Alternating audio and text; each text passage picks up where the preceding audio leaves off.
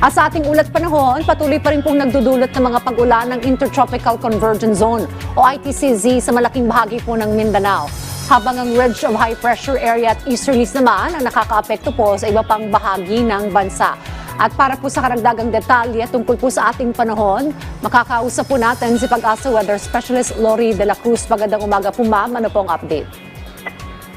Aga ma'am, ating mga kababayan, kasalukuyan nga Intertropical Convergence Zone pa rin na nakaka-apekto sa Mindanao at nagtutulot pa rin ito ng mga pag-ulan doon.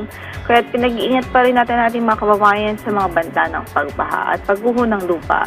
Samantala, sa Metro Manila at natitirang bahagi ng bansa, generally fair weather ang mararanasang panahon liban sa mga localized thunderstorms in the afternoon or evening. Wala rin po tayong bagyo na minomonitor ngayon sa loob ng ating area of responsibility. Yan ang latest mula sa Pag-asa. Ito po si Lori De La Cruz. Salamat Pag-asa Weather Specialist Lori De La Cruz.